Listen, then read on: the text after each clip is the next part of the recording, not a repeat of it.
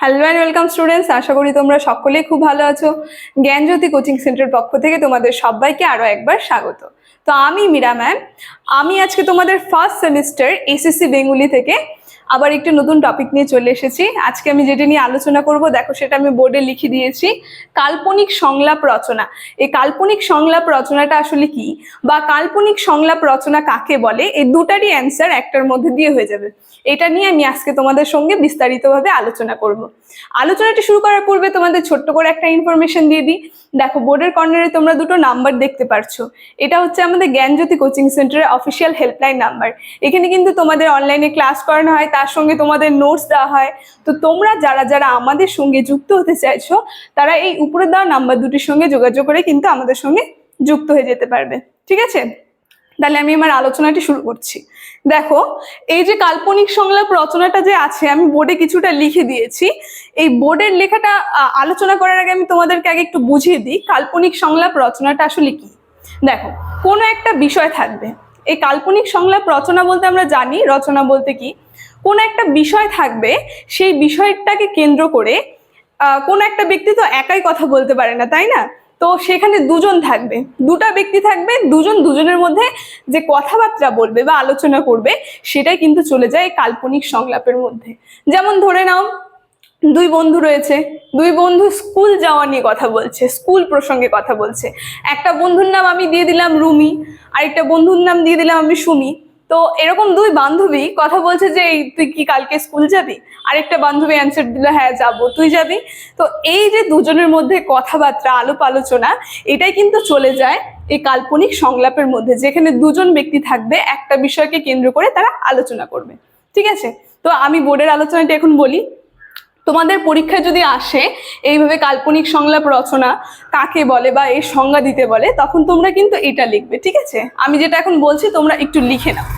দেখো, বাংলা সংলাপ, ঠিক আছে, বাংলা সংলাপের ইংরেজি প্রতিশব্দ হচ্ছে ডায়লগ। ডায়লগ বলতে আমরা বুঝি যে কোনো কথাকেই বলে।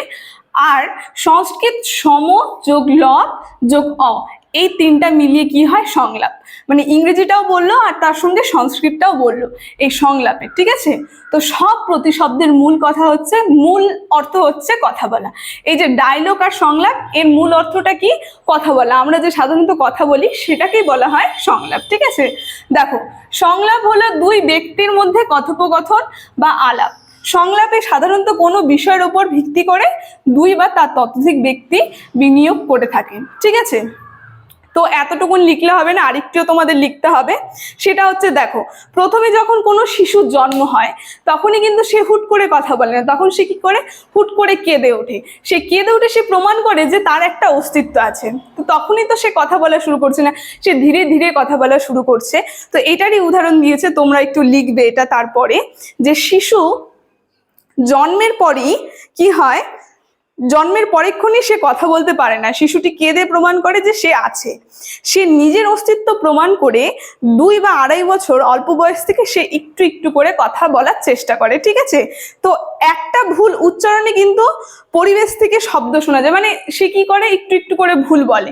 ভুল বলতে বলতে কি হয়, সে কিন্তু সঠিক শব্দটা বলতে শেখে। তারপরে যখন সে স্পষ্টভাবে কথা বলে, তখন সেটাকে কিন্তু লোকজন বলে হ্যাঁ এই যে একটা কথা বলছে বা একটা স্পষ্টভাবে বলছে বা ডায়লগ দিচ্ছে। তো এটাই চলে যায় তাৎক্ষণিক সংলাপের মধ্যে। হ্যাঁ, তারপরে এটা লিখবে একটু, যে এই সংলাপে মানুষের জীবনচারণের জন্য বা মানুষের বেঁচে থাকার জন্য উৎস। ঠিক আছে, মানে মানুষ বেঁচে থাকতে গেলে তাদেরকে তো আরেকটা ব্যক্তির সঙ্গে কথা বলতেই হবে, তাই না? তো এই সংলাপ হচ্ছে মানুষের বেঁচে থাকার উৎস।